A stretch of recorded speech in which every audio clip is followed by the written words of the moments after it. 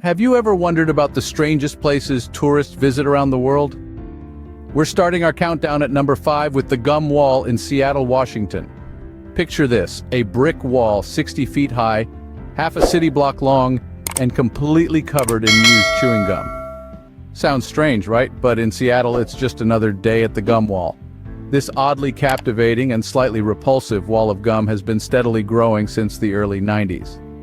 The story goes that it all started with patrons of the Market Theater and Post Alley who stuck their gum to the wall while waiting in line. Over the years, the tradition grew until the entire wall was covered, creating a vibrant, multicolored mosaic of gum. It's an ever-changing canvas, with new additions daily from locals and tourists alike. As you might imagine, the city tried to intervene.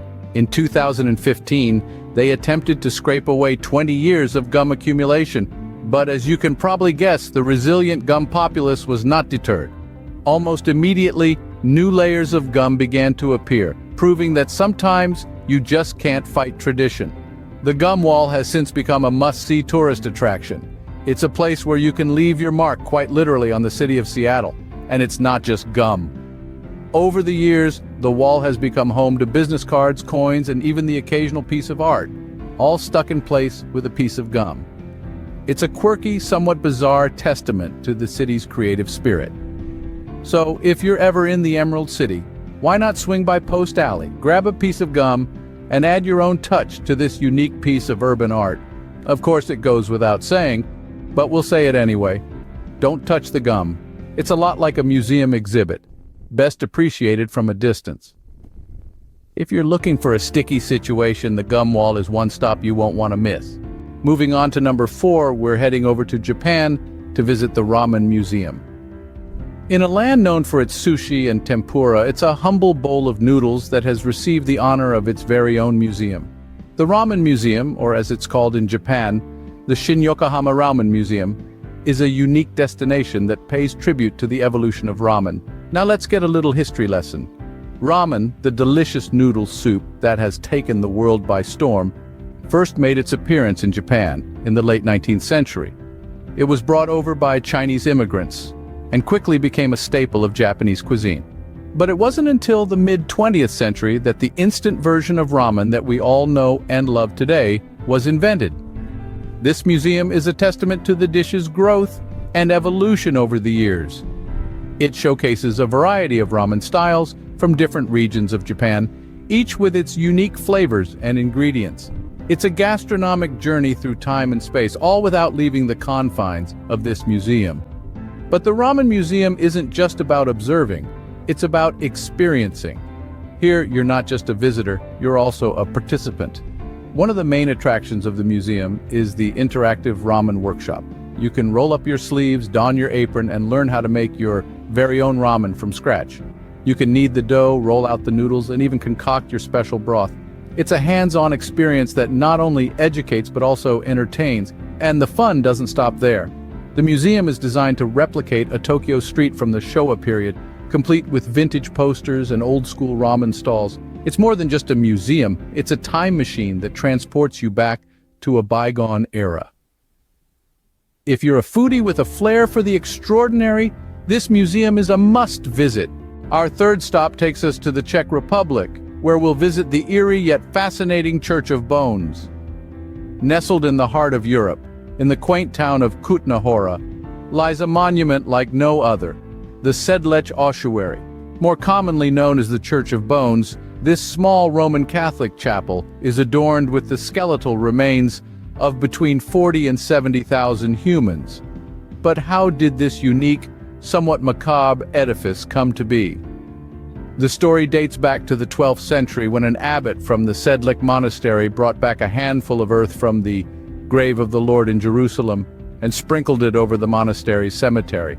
This sacred act turned the Sedlec cemetery into a highly desired final resting place, and people from all over Central Europe requested to be buried there. Over the centuries, many were laid to rest in the Sedlec cemetery, especially during the Black Death in the 14th century and the Hussite Wars in the 15th. However, the cemetery couldn't keep up with the demand, and older graves had to be exhumed to make room for new ones. The exhumed bones were stored in the chapel, and in 1870, a local woodcarver named František Rint was commissioned to arrange the bones decoratively, leading to the creation of the Church of Bones. The result is a chilling yet captivating spectacle. Bone chandeliers, skull pyramids, and even a coat of arms made entirely of human remains adorn the chapel, making it a unique testament to the cycle of life and death. But the Church of Bones is not just a tourist attraction. It's a solemn reminder of our mortality, a place that encourages reflection and contemplation. It's an extraordinary intersection of history, art, and religion, imbued with a sense of respect for those whose remains are part of the structure. If you've got a taste for the macabre, the Church of Bones is a chillingly unforgettable stop. For our second-to-last stop, we're going stateside to Texas, where you'll find a Prada store in the middle of the desert. Yes, you heard that right, a Prada store. But don't go hoping to snag the latest fashion item, because this isn't your regular retail store.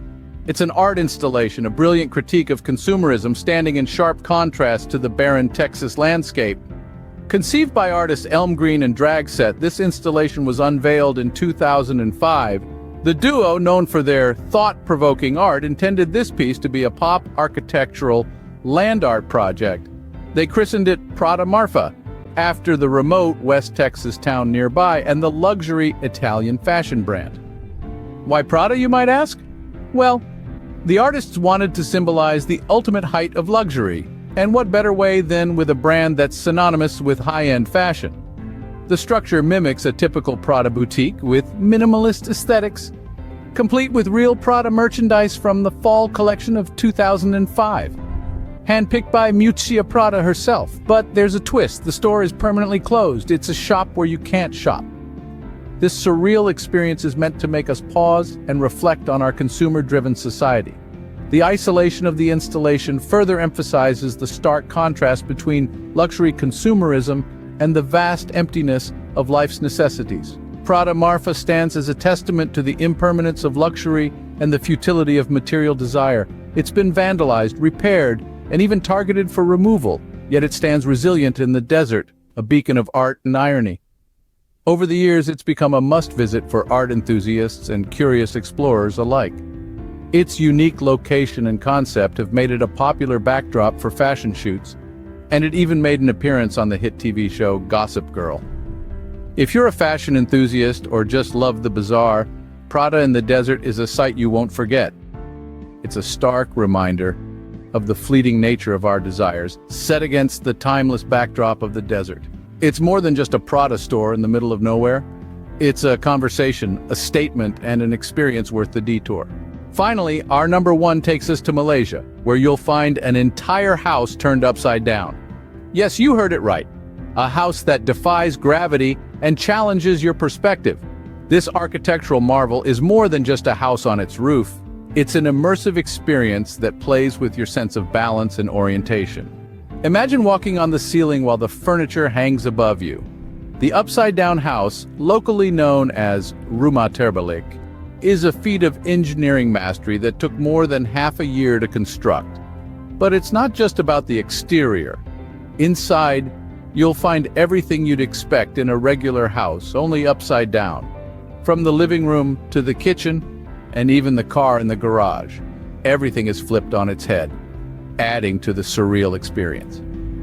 This topsy-turvy house has become a popular attraction for both locals and tourists alike, providing a unique photo opportunity that's sure to baffle your friends back home. It's not every day you get to see a picture of someone seemingly defying gravity, casually sitting on a sofa that's hanging from the ceiling. The upside-down house is more than just a quirky tourist spot. It's a testament to the creativity and innovation that humans are capable of. It's an experience that challenges your perceptions and makes you question what you know about the world. It's a place where the impossible becomes possible, and reality is turned on its head. Many people visit this place for the novelty, but they leave with a new perspective, having experienced something truly unique and disorienting. It's a place that truly embodies the saying, "Seeing is believing." If you're looking for an experience that turns your world upside down, this is your perfect destination. That's it for our countdown of the world's strangest tourist attractions. Which one would you visit first?